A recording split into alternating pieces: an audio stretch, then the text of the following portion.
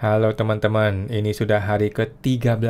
Hari ke-13 dari 90 hari di mana kita memantau dan menganalisa dan mengawasi dan mengawal Bapak Menteri Keuangan yang baru, Bapak Purbaya Yudhisadewa ya.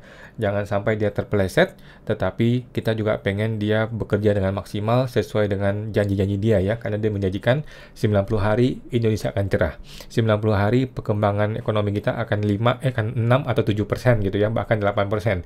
Dan kita masih menunggu hari demi hari, dan kita akan membacakan atau memperlihatkan video-video apa informasi terbaru setiap hari tentang si Bapak Menteri Keuangan yang baru, Bapak Purbaya. Oke, kali ini hari ke-13, tanggal 21 September ya, hari Minggu ya. Berhubung dengan hari Minggu, nggak ada kabar dari Pak Purbaya, tetapi di berita-berita masih banyak mengenai dia ya. Dan gue akan menyampaikan informasi terbaru, informasi yang kemarin ya, mengenai Pak Purbaya. Ternyata orang ini bukan orang sembarangan, teman-teman ya. Dia ini sudah ramai sejak berbulan-bulan yang lalu. Dia sudah dikenal oleh banyak orang sejak berbulan-bulan yang lalu. Sebelum semua orang tahu dia adalah Menteri Keuangan, sebelum semua orang kenal dengan Pak Purbaya, dia ini sudah dikenal. Dia ini sudah bukan orang sembarangan. Dia sudah dikenal oleh para ekonom seperti Benix. Dia sudah masuk ke podcastnya Putri Tanjung. Dia sudah masuk ke podcastnya Dahlan Iskan ya. Siapa sih namanya itu? Yang mantan Menteri BUMN.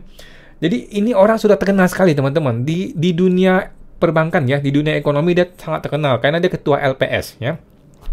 Nah, gue akan tunjukkan teman-teman bahwa ini ada satu berita. Ini ganti bahasa Inggris nih, salah nih ya. Jadi gue nggak ngerti, YouTube gue tiba-tiba ganti bahasa Inggris. Jadi judulnya adalah Jangan Percaya IMF. Yang ngomong bukan si Benix ya, yang ngomong adalah Purbaya. Benix ini adalah channel investasi, sudah terkenal sekali ya. Ada 900.000 subscriber. Dan yang nonton ini adalah 700.000 orang teman-teman ya. Ini di premier tanggal bulan Mei 23 ya. Tanggal 23 Mei 2025. Waktu itu belum ada orang yang kenal Purbaya. Gua pun tidak kenal, lu nggak kenal, siapapun belum ada yang kenal siapa Purbaya, kecuali orang-orang di industri perbankan maupun di perekonomian makro gitu ya. Nah, tapi dia sudah diisukan, sudah dikeluarkan oleh Benix ini ya, video tersebut.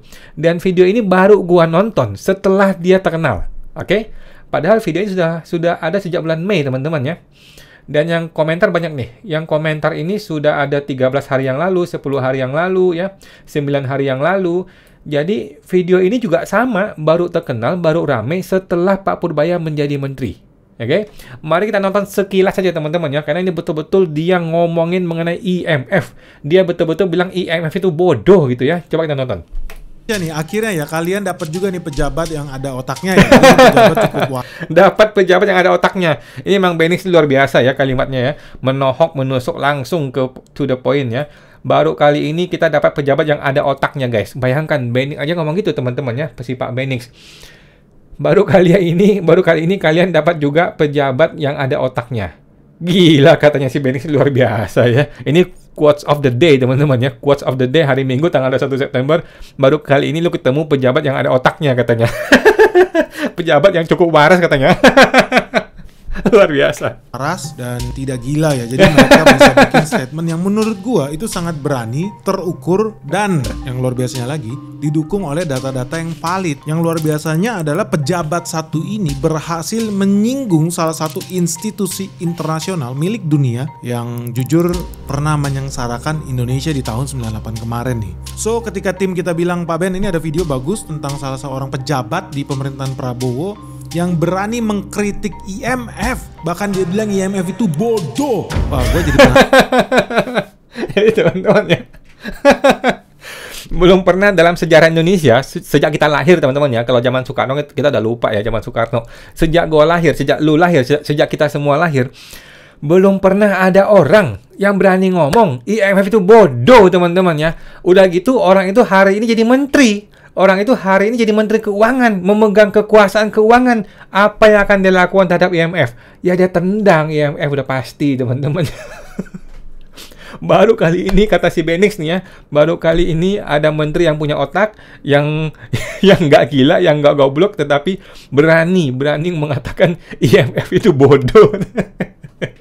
Luar biasa Benix ya. Penasaran? Gimana sih videonya? So kalau lu penasaran, jangan di skip video ini. Let's check this out.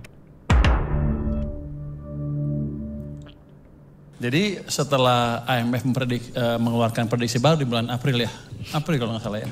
Kita prediksi ekonomi Indonesia diperkirakan tumbuh hanya 4,7% di tahun 2025 ini. Dan berbagai lembaga domestik langsung ikut merevisi ke bawah. Memang kita bisa tumbuh hanya 4,7%.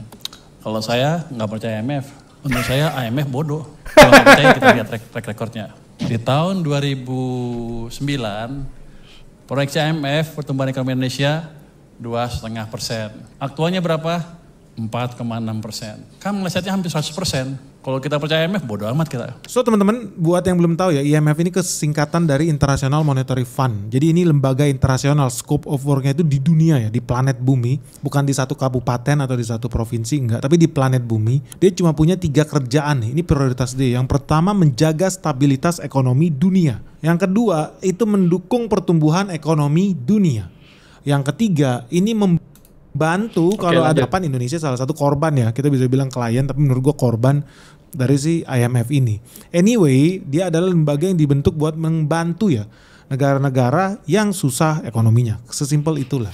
Nah, IMF ini hobi bikin prediksi karena dia hobi juga kasih nasihat buat negara-negara yang menurut dia akan menuju negara gagal. Nah, makanya lu jangan heran kalau bukan IMF ini sotoy buat dia membuat prediksi di tahun 2025 ini pertumbuhan Indonesia diprediksi hanya sebesar 4,7%. Yang kalau menurut Purbaya Sadewa kemungkinan besar akan meleset karena IMF itu bodoh. Bukan karena Rusia Ukraina nih guys, tapi karena IMF itu bodoh. Jadi buat teman-teman yang belum tahu, ini namanya Purbaya Yudi Sadewa.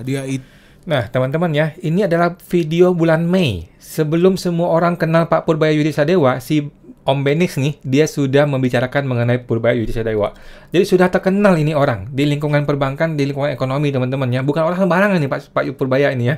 Sebelum semua orang ngomongin dia, si Benix sudah mulai ngomongin dia karena dia membuat video yang luar biasa ya. IMF itu bodoh katanya. Itu ketua Dewan Komisioner LPS. Ketua Jadi kalau LPS. lihat slide-nya tadi di ujung kanan atas ada tulisan LPS, itu lembaga penjamin simpanan. Jadi LPS itu apa sih guys? Jadi LPS itu kalau lu nabung di bank, lu nggak usah Oke, lanjut khawatir ya. duitnya hilang, nggak usah khawatir kerugian, tau lah LPS itu. Tapi masih ada video Kalau lain. saya sih nggak percaya IMF karena menurut dia IMF itu bodoh dan dia kasih bukti. Buktinya apa? Buktinya di tahun 2009 ekonomi Indonesia itu diprediksi cuma tumbuh senilai 2,5%. Ternyata faktanya bisa. Nah, jadi IMF tuh salah memprediksi, makanya dia bilang IMF tuh bodoh ya. Dan si Pak Purbaya ngomong pakai data teman-teman ya, by data ya, bukan sembarangan ngomong seperti Rocky Gerung yang enggak, pakai data dia. tumbuh sampai 4,6%. Ya bisa kita bilang hampir 2 kali lipat lah ya dibandingkan prediksi IMF. Artinya di sini kita lihat ya bahwa proyeksi IMF itu meleset hampir 100%. Tadi ya 2,5%, realitanya 4,6%. So, menurut beliau kalau kita ini percaya IMF, itu kita bodoh banget. Hebat juga nih orang ngomong bodoh-bodoh. Gue kira cuma Benix doang yang ngomong bodoh. Ternyata pejabat di Indonesia ada juga yang ngomong bodoh loh. Jadi guys, gue udah cek ini ya sama tim kita bahwa memang betul. Jadi dia kira cuma Benix doang yang bilang bodoh ya, ternyata ada juga menteri yang bilang bodoh. Bukan menteri ya, tapi waktu itu masih ketua LPS. Di tahun 2009 4,6. lanjut. Oke, hubungannya. Next. Minus terus Oke, di lanjut. tahun 2020 proyeksi IMF 0,5. Sekarang minus aktualnya minus 2,1. Meleset lagi kan. Terus kita lihat global proyeksi IMF di tahun 2009 tuh minus 1,3. Aktualnya tuh minus 0,4 ya yang dia. Kita tumbuh 4,6. Tahun 2025 kalau kita lihat justified nggak IMF memprediksi ekonomi kita tumbuh 4,7%. 2025 global tumbuhnya 2,8%. Kita tumbuhnya 4,7. Kenapa bedanya banyak? Waktu global kontraksi 0,4 kita 4,6. Waktu global tumbuh 2,8 kita 4,7. Artinya IMF menganggap kita tidur. Jadi prediksi mereka terlalu pesimistik. Jadi Anda jangan percaya IMF. Kalau nanya prediksi ekonomi, tanya saya aja. Saya yang paling tahu kok. Hebat. Jangan memang. tanya IMF. Di sini dibilang global di 2000. Hebat ya, Benix saja sampai terkagum-kagum sama si Purbaya ini ya. Hebat ini orangnya, seberani itu orang itu. Jadi sebelum dia punya power, sebelum dia punya kekuasaan, sebelum dia jadi Menteri Keuangan, dia sudah orang yang sangat percaya diri teman-teman. Dia sudah orang yang sangat yakin dengan pemikiran dia, dan dia konsisten, dan dia berani membodoh-bodohin IMF. Gila lu kalau IMF dibodoh-bodohin gitu, siapa yang nggak berani dilawan sama si Purbaya ya? Gue sih pikir ini orang kalau dia maju terus jadi kayak Ahok nih ya. Jadi kayak Ahok nih, kalau dia ngomongnya bener, nggak melenceng salah-salah kemana-kemana, bisa jadi presiden ya ini orang ya. Wow, memang seberani itu si Purbaya ya. Lu nggak usah percaya sama orang, IMF, lu percaya sama gua aja gitu loh. Mana ada orang berani ngomong gitu teman-teman. Tapi dia by data loh, Jadi Purbaya itu ngomong pakai data. Jadi dia punya ingatan yang sangat kuat dan dia itu seorang storyteller yang bagus. Oleh karena itu Purbaya ini kalau karir dia dipertahankan terus, bisa maju terus, bisa nggak terbatas teman-teman ya. Kalau Prabowo jatuh, dia yang maju. Siapa lagi yang dibicarakan di Indonesia saat ini selain Prabowo dan Purbaya? Nggak ada teman-teman ya. Selain Prabowo, ya Purbaya. Selain Purbaya, ya Prabowo. Gitu loh. Kalau Prabowo itu turun atau jatuh, ya Purbaya yang maju. Bukannya gue melawankan mereka berdua, tetapi memang media darling saat ini adalah Purbaya Yudisadewa ya. Dan Prabowo mudah-mudahan tidak jealous ya. Kalau dia jealous malah cilaka ya. Malah mencelakai anak buah sendiri ya. Jangan sampai begitu. Oke, ini mengenai dari Benix ya, Om Benix. It's okay, kita nonton. Nanti teman-teman nonton aja di video tersebut ya. Gue akan lanjut. Nah, ini adalah CSO Media ya. Ini punyanya Putri Tanjung ya. Punyanya Putri Tanjung, anaknya si Khairil Tanjung ya. Dia bikin CSO Media, dia bikin episode 197 ya. Ini podcast. Dia suka bikin podcast dengan orang-orang gitu ya, dengan ekonom, dengan artis, dengan siapapun ya. Ini di bulan Agustus 20 ya, tanggal 20 Agustus 2025. Saat itu tidak ada orang kenal Purbaya, teman-teman. Yang gua nggak kenal, lu nggak kenal, siapa itu Purbaya, kita tidak kenal. Oke? Dia tuh dilantik tanggal 8 September, dan di 8 September itulah dia baru tahu kalau dia akan jadi menteri. Jadi ketika video ini dibikin, 20 Agustus, tidak ada orang yang kenal Purbaya. Oke, kita lihat. Yang komentar aja nih, baru 10 hari yang lalu, 13 hari yang lalu, tuh, lihat tuh. 12 hari yang lalu, 7 hari yang lalu. Jadi video ini tidak dikenal orang. Video ini baru dikenal ketika Purbaya menjadi Menteri Keuangan. Baru orang tahu. Gila, ini orang bukan orang sembarangan nih. Ini orang sudah terkenal sejak zaman dahulu ya. Sejak sebelum dia dikenal sebagai menteri. Dia sudah diundang kemana-mana. Dan dia sudah jadi orang sangat percaya diri. Dia jadi orang yang begitu fenomenal di lingkungan mereka gitu ya. Di lingkungan ekonom ini gitu ya. Oke, kita akan nonton sekilas mengenai video ini dari si CSO Media.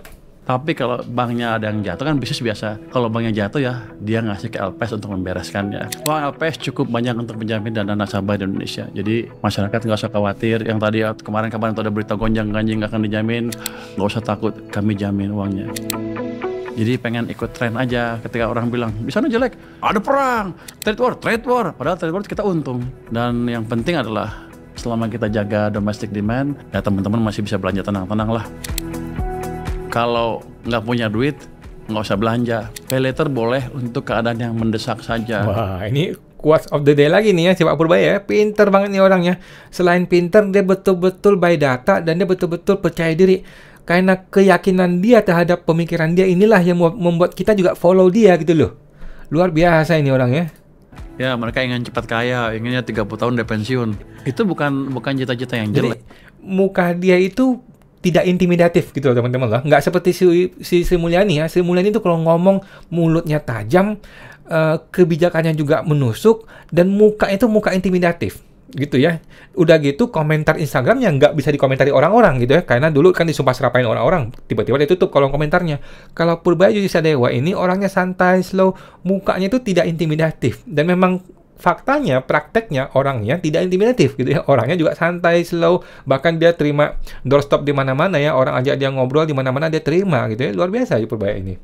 Nggak apa-apa itu. Cuman mereka mesti membekali dengan pengetahuan yang cukup, dan itu mungkin. Wow. Orang Indonesia luar biasa, nggak ada yang ngalahin. Pemerintah nggak usah banyak ngatur, kasih aja ruang mereka untuk tumbuh. Oke, kita lihat. bersama aku Putri Tanjung. Hari ini kita kedatangan tamu yang super spesial. Tapi sebelum itu jangan lupa teman-teman untuk subscribe CXO di Spotify. Nah teman-teman, hari ini aku akan ngobrol sama seseorang yang sangat spesial. Mari kita beri tepuk tangan yang sangat luar biasa untuk Ketua Dewan Komisioner LPS Pak Purbaya Yudi Sedewa. Dia tepuk tangan buat diri sendiri. Hebat nih Pak Purbaya ini ya. Ini bulan Mei loh teman-teman ya. Bulan Agustus ya. Sebelum dia jadi menteri, sebelum sama sekali tidak ada orang yang tahu dia akan jadi menteri. Bahkan dia sendiri belum tahu dia akan jadi menteri. Hai Pak Purbaya. Selamat sore Mbak. Selamat sore Pak. Excited loh ngobrol sama Bapak karena banyak sekali yang aku mau tanyakan dan pasti teman-teman yang di rumah. Oke. Jadi orang ini nggak sembarangan teman-teman ya, sudah dikenal sejak zaman dahulu. Oke, ini gue tutup aja. Oke, ini adalah ringkasan dari Gemini mengenai video tersebut ya, tadi gue kasih teman-teman. Intinya sih Pak Purbaya mengatakan ada peran LPS, kemudian pengalaman krisis ekonomi ya.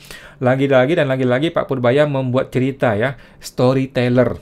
He is a very very good storyteller teman-teman ya. Dia membuat cerita mengenai tahun 97, 98, 2008, 2009. Intinya dia membuat cerita yang membuat kita yakin bahwa dia tuh benar gitu loh. Padahal lu nggak tahu gimana kejadian sebenarnya, tapi kan dia kasih data ya, kira-kira kita percaya gitu ya.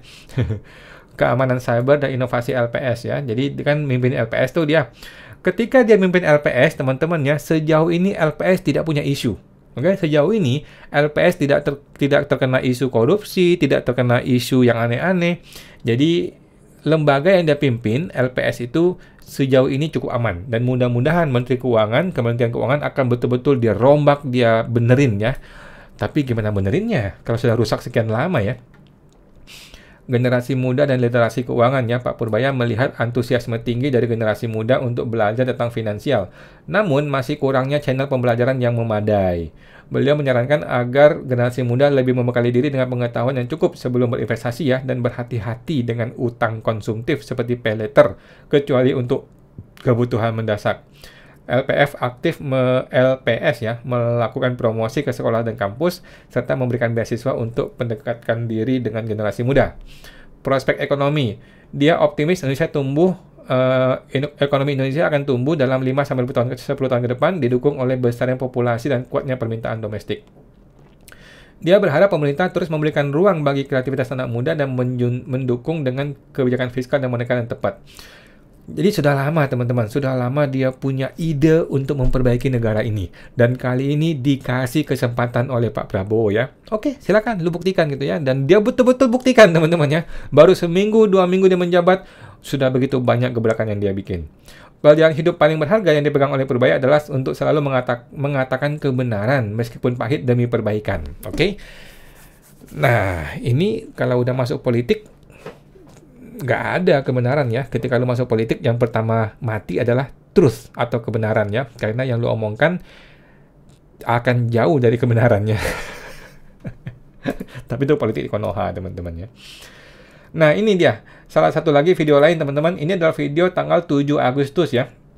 Tanggal 7 Agustus ketika belum ada orang yang kenal siapa Purbaya, semua orang belum tahu siapa Purbaya, dia membuat apa nih? LPS Financial Festival 2025. Wah, mantap juga ya Pak Purbaya ini ya. Kita lihat. Bapak Eri Cahyadi, Wali Kota Surabaya, yang tadi presentasinya amat menggugah. Dan ternyata wali kotanya anak muda. Biasanya wali kota udah senior, ternyata nih wali kota muda banget. Saya jadi di sini merasa tua banget. Dia ini pandai bercanda teman-teman ya. Dia ini betul-betul pandai bicara, pandai ngobrol, pandai bikin cerita. Pokoknya kalau dari segi public speaking, selain kesombongan dia itu sudah oke. Oke, selain kesombongan yang sudah dia revisi ya waktu di awal-awal kemarin. Bapak Khairul Tanjung, founder dari Chairman City Corp. Oke, Pak CT. Mentor saya juga ini sebetulnya Pak CT ini. Jadi saya sudah diskusi ekonomi dengan Pak CT 5 tahun, 10 tahun. Mungkin kenalnya 25 tahun, tapi 10 tahun lebih diskusi terus setiap hari tentang ekonomi. Kalau kata Pak CT, kalau di teori kita sudah khatam ya Pak, tinggal prakteknya. Prakteknya ternyata susah Pak. Bapak Profesor Muhammad Nuh, Menteri Pendidikan. Pendidikan nasional waktu zaman Pak SBY, saya ada kemajuan. Oke, jadi setiap orang dia bikin cerita, teman-teman. Tiap kali dia ngobrol sama orang, dia bikin cerita. Dia intinya dia ini apa ya gue istilahkannya? Dia selalu membangun story dari setiap peristiwa. Dan ini bagus, teman-temannya. Ini bagus untuk marketing, ini bagus untuk mempromosikan diri dia. Tetapi tentu saja harus dibarengi dengan praktek ya Pak Purbaya ya. Kita tunggu praktek nyatanya mengeberesin korteks abal-abal itu ya Bapak ya. Oke. Ini adalah berikut ringkasan dari video tersebut ya. Kan video panjang tuh. Ini ringkasannya yang gue bikin di Gemini. Pentingnya literasi keuangan dan perannya LPS ya. Acara LPS Financial Festival itu untuk meningkatkan literasi masyarakat terhadap sistem keuangan dan peran LPS. Gue juga nggak tahu ya. Gue juga tidak pernah dengar yang namanya LPS Financial Festival. Lu juga mungkin nggak tahu teman-teman ya. Kita semua nggak kenal dia waktu itu. Tapi orang ini memang sudah dikenal di dunia ekonomi ya. Ketahanan sistem keuangan Indonesia, sejarah dan fungsi LPS, dia cerita lagi nih ya. Perluasan mandat LPS, optimisme terhadap ekonomi global domestik, kekuatan permintaan domestik, dampak perang tarif AS Tiongkok, perkembangan intermediasi perbankan, peran LPS dalam stabilisasi suku bunga, pertumbuhan ekonomi. Wah, luar biasa ya. Pentingnya kolaborasi sektor swasta dan pemerintah. Jadi sejak awal teman-teman, pemikiran-pemikiran dia itu sudah diungkapkan kepada semua orang, dan ketika dia menjadi menteri pun dia ungkapkan kembali ya. Dan dia konsisten. Purbaya menyoroti bahwa pertumbuhan ekonomi bisa lebih optimal jika sektor swasta dan pemerintah berkolaborasi, tidak pincang seperti di masa lalu. Wah, dia sudah ngomongin Sri Mulyani nih. Sehingga target pertumbuhan 6-7% dapat tercapai. Nah, teman-teman ya, sejak dari bulan-bulan sebelumnya, sebelum dia jadi menteri, dia sudah punya keyakinan target pertumbuhan itu 6-7%. Dia sudah punya keyakinan itu ya. Dan dia konsisten, dia tetap ngomong seperti itu, dan kita tunggu ya hari ke-90 apakah dia betul-betul bisa mencapai tersebut ya.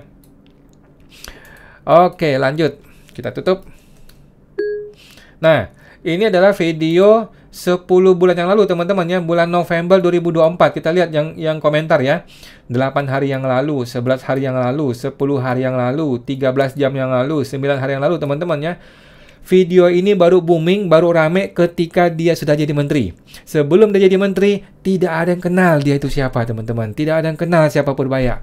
Setelah dia jadi menteri tuh, begitu banyak tuh, 9 hari yang lalu, 10 hari yang lalu tuh, orang ngomentari dia 4 hari yang lalu. Orang baru kenal Pak Purbaya setelah dia jadi menteri. Dan langsung bikin gebrakan teman-teman ya. Kita lihat sekilas sebentar. Ya. Kenapa Karena saya kita ulang. kematian. Dulunya disebut kita tuh malaikat kematian. Walaupun mungkin saya dosa di situ ya. Kenapa Karena saya praktek oligopoli kan nggak boleh Pak. Taruh uang di sini, jangan di Singapura. Di sana kalau apa uangnya nggak dijamin. Bos lebih pintar daripada anak buah Pak. Anak buah selalu ngomong begitu. Anak buah yang baik. Oke. Jadi di podcastnya Dahlan Iskan pun dia sudah masuk teman-teman ya ketika November 2024, ketika belum ada siapapun yang kenal dia teman-teman ya, Purbaya Yudisadewa. Luar biasa. Jadi video tersebut ringkasannya adalah dia mengatakan peran dari dana LPS ya, kemudian penanganan BPR yang jatuh ya, tiap tahun rata-rata 7-8 BPR mengalami bangkrut ya, seringkali karena salah kelola atau penipuan. Namun dana LPS lebih dari cukup untuk menanganinya. Oh gitu. Dan nasabah tidak mengalami kerugian. Dalam waktu 5 hari setelah izin usaha BPR dicabut oleh OJK, LPS mulai menyalurkan dana nasabah. Oke, perubahan citra LPS ya. Jadi memang sejak dia memimpin LPS ya, mungkin dia melakukan reformasi ya. Kita sih nggak ngerti ya, karena kita nggak ngerti LPS kan. Kondisi ekonomi makro-mikro, latar belakang Purbaya. Nah, dia cerita lagi nih. Dia nih lulusan teknik elektro ITB, kemudian dia kerja di industri selama 5 tahun di perminyakan ya. Sebelum S1 langsung S3 di Purdue University Amerika Serikat. Orang tuanya dosen IPB. Oh, dosen. Pantes ya, pantas dia orang yang sangat cerdas, sangat pintar dan sangat pandai bernarasi ya. Karena dosen. Bapaknya dosen, Bos. Kalau dosen kan cerita terus ya, ngobrol terus ya, ngomong terus ya. Jadi anaknya pun ketularan. Jadi dia bercerita bakat dari bapaknya ya, luar biasa. LPS dan stabilitas perbankan, dana LPS investasi, target rasio dana LPS. Oke, itu teman-teman ya. Lanjut. Nah, ini adalah Instagram dari siapa? Ibu Rike Diah Pitaloka ya, oneng yang dari artis itu ya, menjadi anggota DPR. Dia bilang Menteri Koboi Menkeu Purbaya muncul pas di wawancara media asing. Sorry, kalau sama asing saya agak sebel. Mantap Pak Purbaya, mantap Pak Purbaya, luar biasa ya.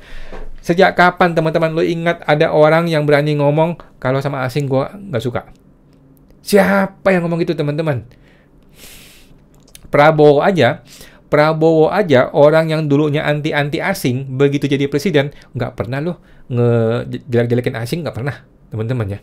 Tapi Pak Purbaya berani. Sorry kalau sama asing saya agak sebel. Mantap. Mantap nih Pak Purbaya ya. Ini Pak Purbaya kalau 90 hari belum ditendang, belum dijatuhin sama IMF nih, jadi wakil presiden nih orang nih. Jadi ini orang ya. Kalau 90 hari belum dikudeta sama CIA ini ya, ini orang bakal jadi orang penting di negara ini ya. Luar biasa Purbaya ya. Kita lanjut. Kita dengarkan, ada videonya teman-teman ya, ada videonya. Tanya ke saya, jangan tanya ke saya ya. Kak, boleh nggak Kak? Kalau berarti Sorry kalau sama asing gua agak sebel emang. Habis mereka injek kita, lu gila kita. Kenapa Anda nanya itu? Anda pasti pikir saya mau melanggar 3% nanti. Siang Pak Purbaya, salam kenal sekalian Pak Grace dari Bloomberg.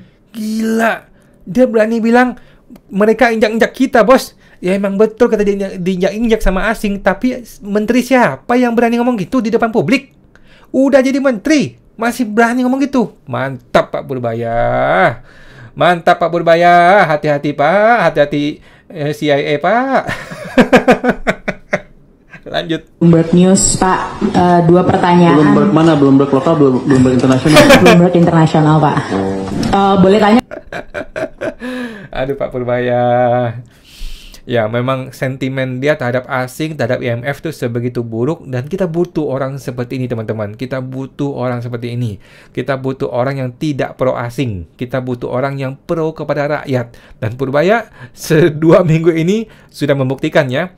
Nah, dan dia butuh backup dari Pak Presiden ya. Kalau enggak bisa ditendang oleh ya teman-teman ya. Nggak Pak, apa sebetulnya rencana pemerintah terkait dengan teks amnesti dan terkait dengan undang-undang keuangan negara tersebut Pak? Terutama undang-undang keuangan negara itu kan berkaitan dengan pengaturan batas defisit, batas rasio utang dan lain-lain. Apakah ada rencana terkait itu?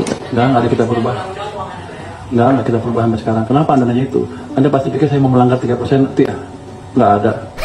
Kalau ekonominya bagus, misalnya jurus saya berhasil, harusnya sih ekonominya akan lebih bergairah dan pendapat. Jadi Anda tanya ke Bloomberg dan sana. Mantap Pak Purbaya, das kakmat itu Bloomberg internasional ya.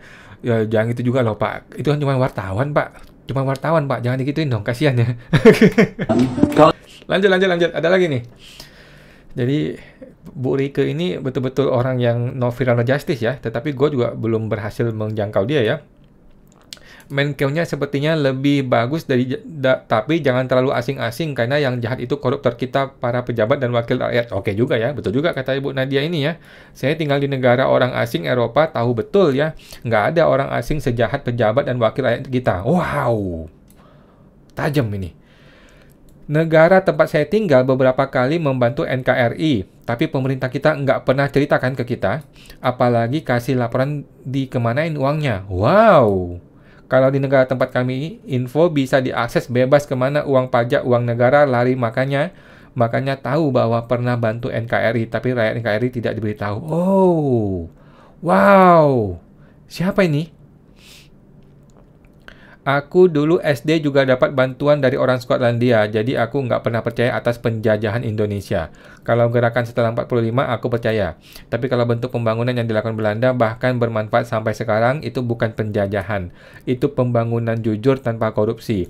Bangunan tegak kokoh berdiri menjadi saksi bisu dari dulu hingga kini. Yes, justru mungkin lebih bagus dijajah terus sama Belanda karena mereka fair, seperti negara-negara di Afrika yang koloni dengan negara-negara Eropa dimajukan, dibangun. Aku sudah di Afrika lihat. Dan selama 5 tahun di Jerman jadi ibu rumah tangga, aku menikmati semua manfaat sistem sosial yang ada. Bahkan suamiku mengajukan permohonan bantuan sosial dari pemerintah Jerman untuk membantu finansial anak-anak dan keluargaku di Indonesia yang bukan darah dagingnya. Oh gitu. Belum lagi uang sakuku sekarang kubuat bantu orang-orang di tanah air yang hidupnya susah, makan juga nggak bisa akibat ulah para koruptor ya. Jadi masa keemasanku selalu saat aku di luar negeri, di negeri orang asing. Di tanah airku, kerek sama sampai kadang nggak bisa makan. Waduh. Oke. Kita nonton teman-teman. Kalau di teori itu, angka-angka itu untuk melihat apakah suatu negara mampu membayar utang. Jadi sebenarnya yang dilihat adalah 2 negara itu mampu. Jadi angka-angka itu nggak ngaruh, hanya indikator awal aja. Cuma yang dilihat oleh investor adalah apa dia mampu membayar utang atau mau membayar utang. Itu. Kita selama ini nggak pernah default. Kekayaan kita juga cukup. Jadi nggak usah takut dengan batas-batas itu. Kalau Anda lihat, Eropa kan masih strict ya. 3% sama 60 kan. 3% defisit maksimum, 60% utang per PDB. Semuanya dilanggar sekarang. Hampir semua negara yang melanggar. Amerika berapa? Hampir 100% juga. Defisit mungkin 6%. Rasio utang ke PDB di atas 100%. Seandainya kita kepepet, seandainya ya. Kenapa mereka boleh, kita nggak boleh? Tahun 2002, saya pernah bikin fiskal, studi fiskal dengan profesor Jepang. Dia pada waktu memberikan, kalau di teori Oke. Gua kurang paham ya mengenai ekonomi makro teman-teman ya. Ini mengenai 3%, 60% defisit fiskal, kemudian rasio hutang dan sebagainya. Gua kurang paham. Itu mesti ahli ekonomi yang paham lah ya. Gua kurang paham. Intinya Purbaya ini punya keyakinan. Ini yang kita butuhkan. Seorang menteri yang punya keyakinan. Tetapi di balik keyakinan itu, dia sudah menunjukkan dia orang yang berpihak pada rakyat. Itu dulu kita butuhkan. Oke? Tinggal kita tunggu prakteknya ya. Prakteknya apakah betul 90 hari benar-benar bisa nggak merubah Indonesia menjadi negara maju atau negara yang sehat atau 6-7% pertumbuhan ekonomi ya. Dan paling penting juga korupsi Pak. Korupsi ya. Tolong diberesin tuh Pak Prabowo. Masih ada lagi nih video berikutnya. kamu ngajarin saya nggak berdiri 3%. Kenapa kamu lebih dan rasio utang kamu 125% ke PDB? Dia bilang, itu pertanyaan bagus. Tapi yang saya bisa jelaskan adalah kamu tidak mempunyai privilege seperti Jepang untuk menjalankan rasio utang ke PDB di atas 1% atau di atas 60%. Kan orang aja, nggak ada teorinya, suka-suka dia. Jadi lembaga-lembaga rating itu juga nggak fair juga. Saya pernah debat semuanya mereka. Sekarang Eropa banyak ratingnya apa? E kan, banyak nggak E dengan utang seperti itu. Kita lebih bagus kondisinya. Kenapa masih berapa? Triple B plus apa sekarang? Inflation rate yang masih di bawah. Kalau dari fiskal kita lebih bagus, prospek ekonomi juga lebih bagus.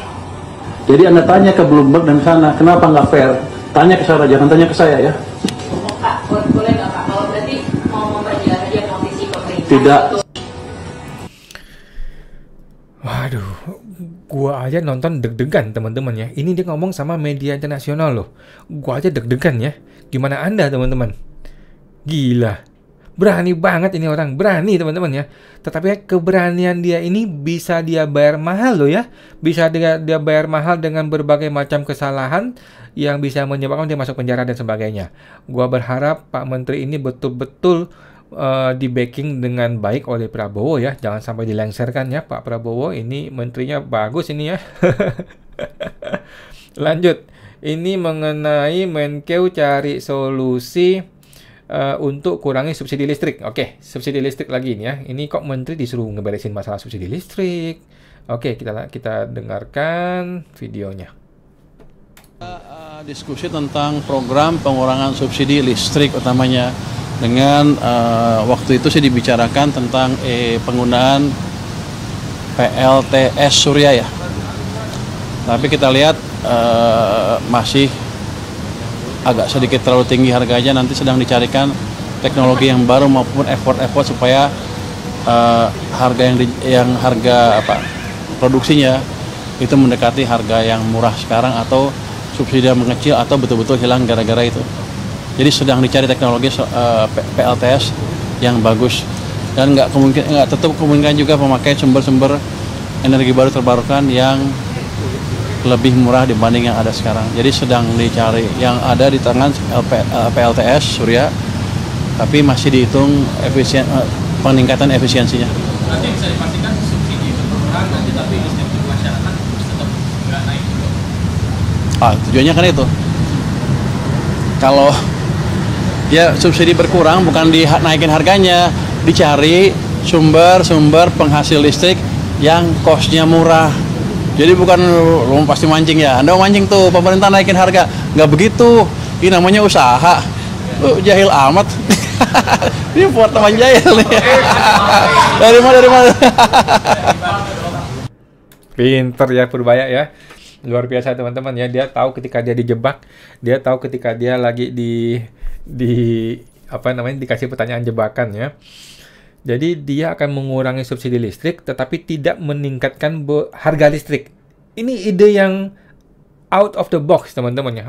Di mana-mana A tambah B sama dengan C, B sama dengan C kurang A kan gitu, kira-kira gitu ya. 1 tambah 2 sama dengan 3, 2 sama dengan 3 kurang 1 gitu kan. Kalau mau kurangin subsidi berarti kan harga masih naik.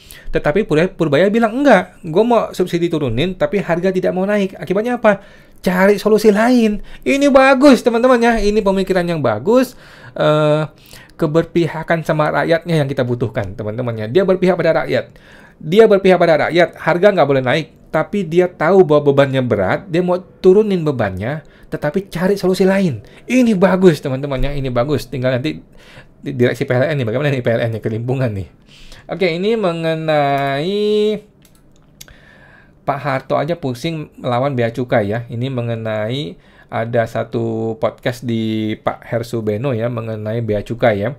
Jadi bea cukai itu ini di Konoha gue rasa ya. Kalau Indonesia sih gue nggak tahu ya. Kayaknya sih enggak ya. Mengenai mafia bea cukai yang lagi mau disikat sama Purbaya, gue juga harap cemas ya, jangan sampai dibalas sama oknum-oknum bea cukai, justru Purbaya yang dilengsarkan ya, jangan sampai begitu ya. Yang kedua, kita pernah punya contoh kasus yang sangat berani, yaitu pada tahun 1994 Pak Harto saking jengkelnya pada instansi bea cukai, kemudian bea cukai dibekukan, diserahkan pada SGS, lembaga survei waktu itu gitu. Masih ingat ya?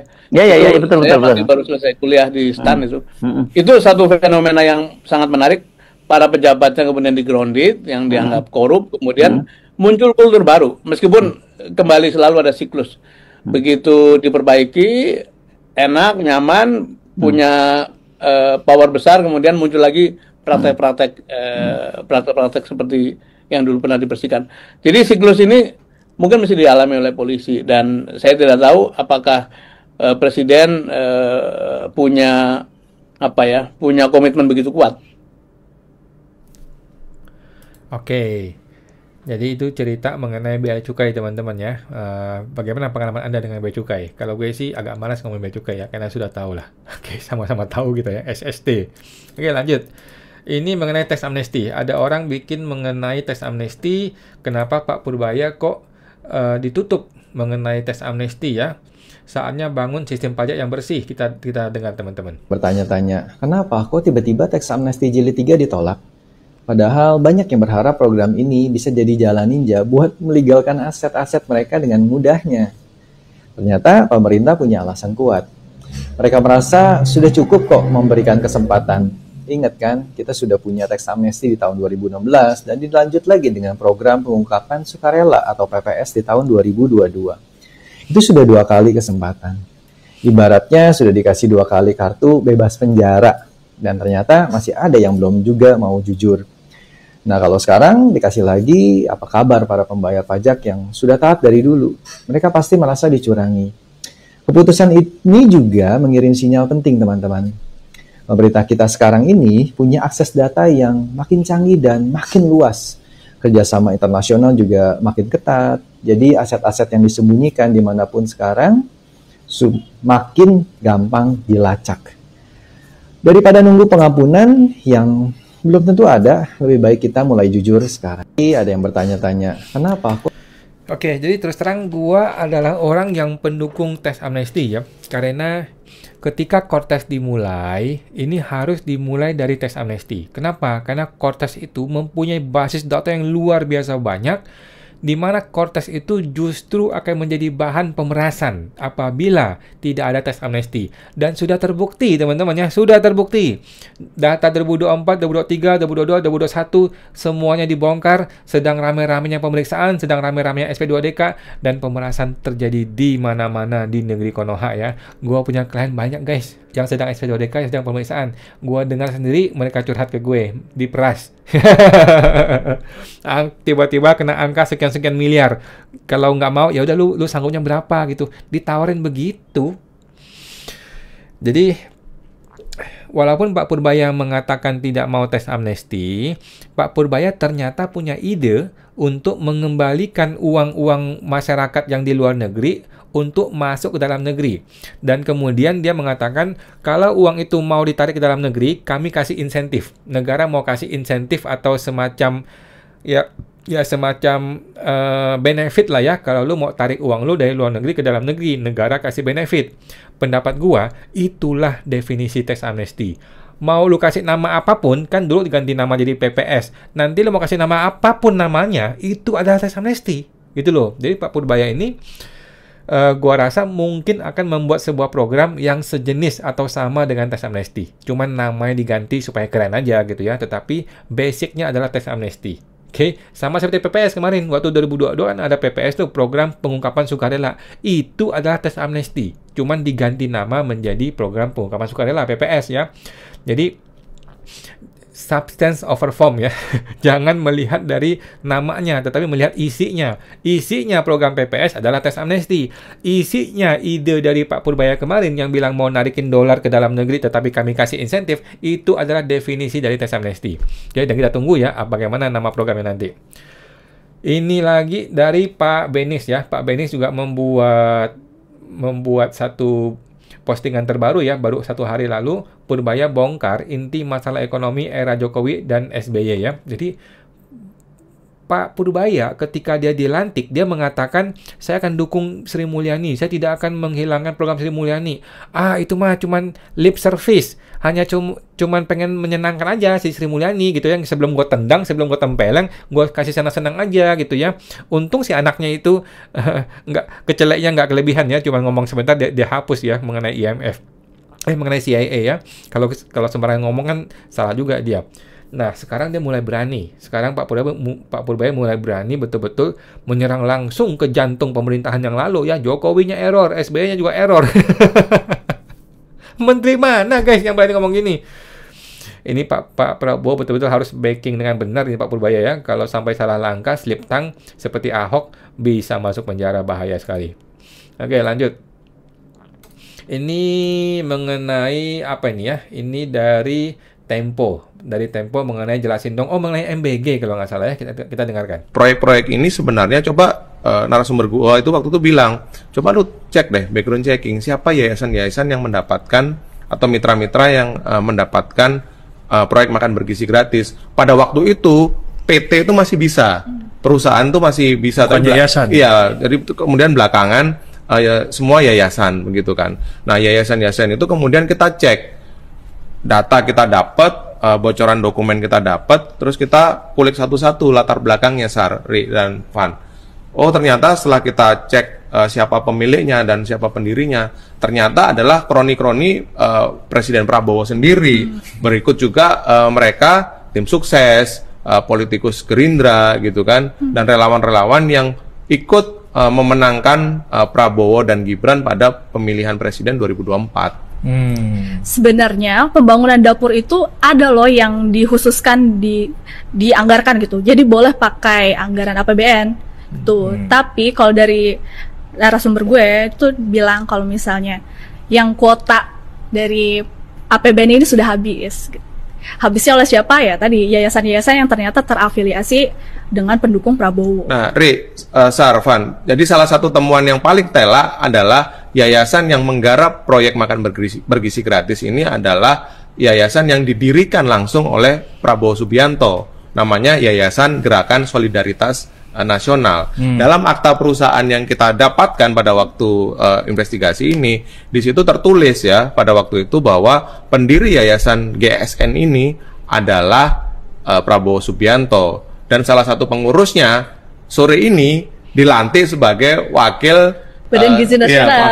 Wakil kepala Badan Gizi Nasional, ya kan? Siapa itu? Namanya Nani Esdeyang. Itu salah satu pengurus dalam Yayasan Gerakan Solidaritas Nasional. Ya, for your information kan, sebelumnya wakil kepala Badan Gizi ini 1 orang aja. Ya. Sekarang jadi 3 ya? 3. Proyek. Ya, jadi Badan Bergizi Gratis apa sih? apalah namanya itu badan bergizi itu, kemudian MBG ya, makan bergizi gratis, gua rasa akan jadi bom waktu bagi Pak Prabowo. Sebaiknya lebih cepat dihentikan akan lebih bagus ya menurut gua ya. Sehingga tidak akan menjadi bom waktu bagi Prabowo, karena sekarang sih dia punya koalisi kuat ya, karena dia bisa menguasai semua DPR sehingga tidak banyak kritik gitu loh. Tetapi kalau sampai ada yang keluar dari koalisi, contohnya PDIP, itu bisa dihajar habis-habisan. Justru MBG ini bisa menjadi kunci masuk untuk menjatuhkan Prabowo ya. Jadi berbahaya sekali MBG ini. Kita sudah tahu lah MBG ini barang sampah, udah tahu semua ya. Bagaimana bisa Pak Prabowo mendirikan yayasan itu menjadi partnernya MBG? Kan nepotisme itu namanya. Aduh, Pak Prabowo, udahlah. Menurut gua sih Pak Prabowo semakin cepat melepas MBG akan semakin bagus. Hentikan, langsung potong Kompas, balik badan, matikan aja MBG itu. Menurut gua ya. Kalau nggak gitu, MBG nggak bisa selamat ini MBG. Mana ada orang bisa masuk rumah sakit tuh, berapa orang masuk rumah sakit di mana itu kemarin gue dengar kabarnya. Aduh, gimana? Satu orang aja masuk rumah sakit, ini program harus berhenti dulu, direview dulu semuanya, baru lanjutin kembali. Ini kan lanjut terus gitu kan. Orang sakit dibilang bukan makanannya yang salah, dibilang orangnya yang salah. Kacau itu menterinya ya. Lanjut. Ini apalagi nih dari Pak Purbaya. Dia ini Pak Hotman ngamuk nih. Ini Hotman Paris nih ya.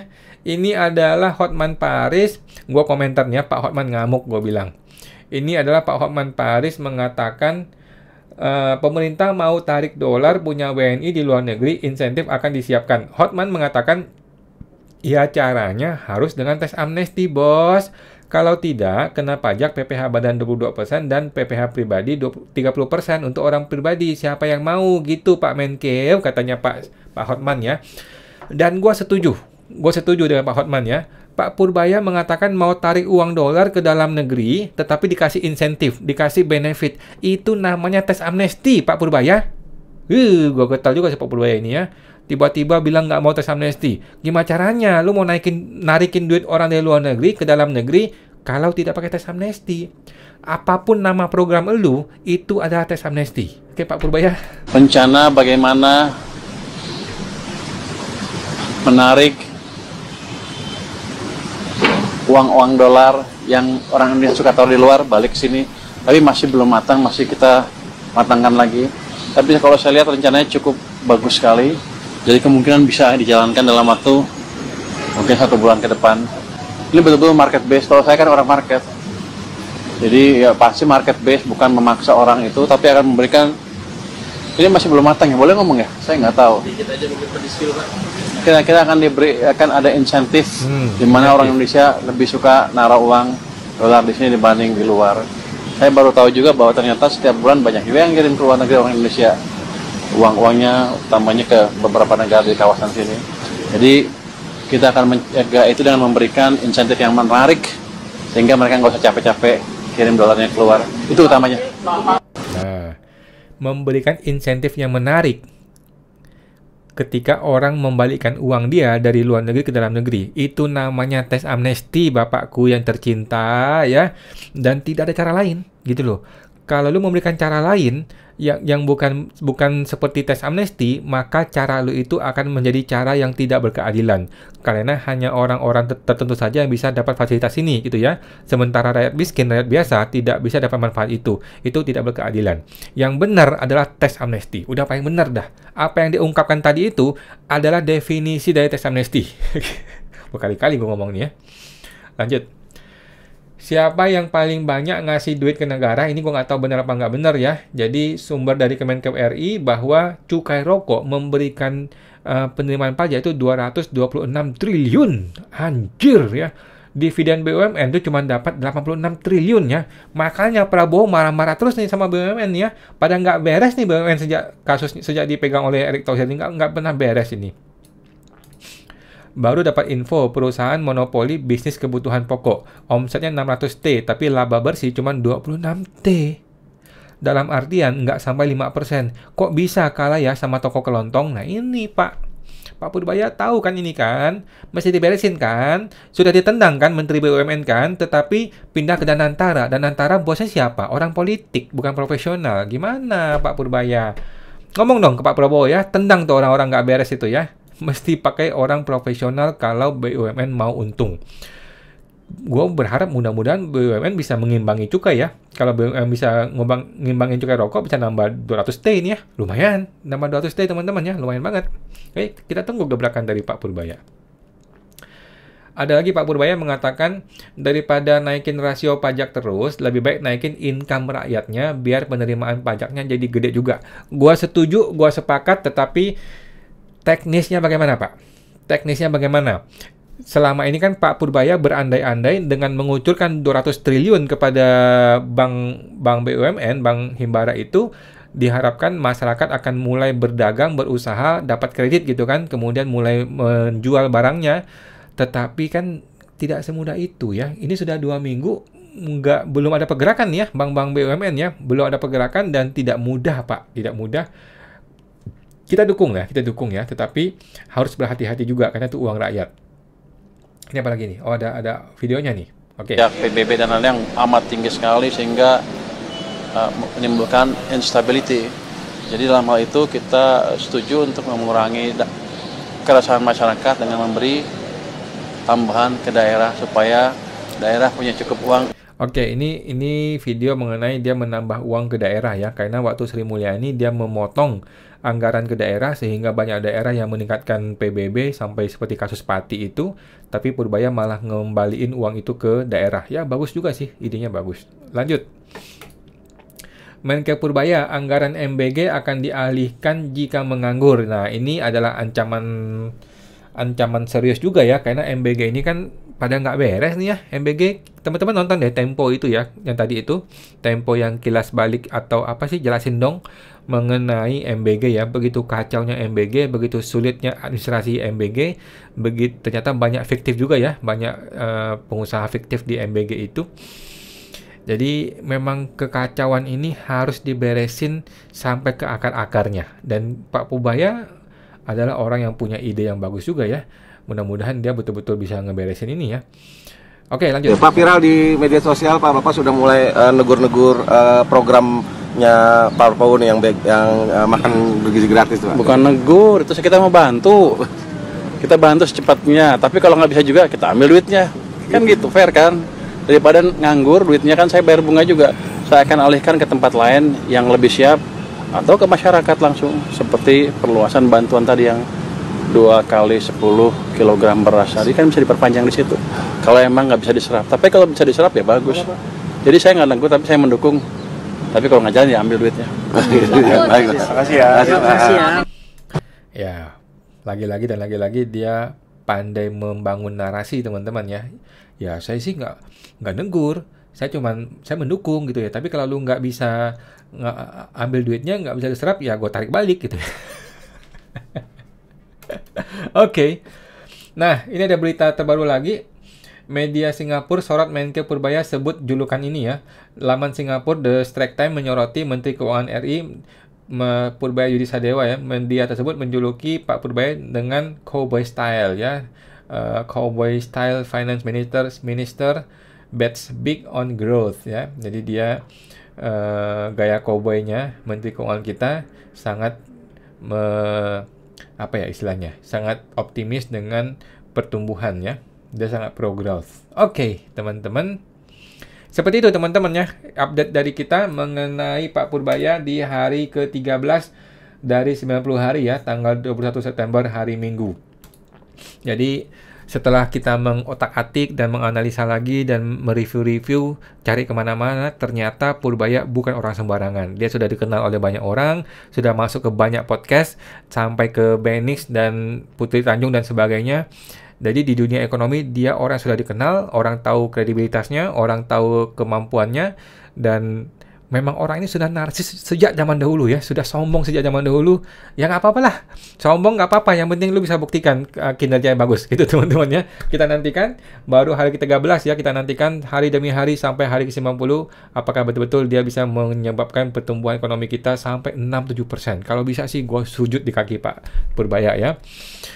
Kenapa kita memantau dan mengawasi dan mengawal beliau, teman-teman? Karena kita pernah punya pengalaman bertemu dengan oknum menteri dan bertemu dengan oknum presiden yang masuk gorong-gorong, yang akhirnya jadi media darling, yang akhirnya tiba-tiba 10 tahun sudah berlalu dan rusak semua negara gara-gara satu orang ini, teman-teman ya.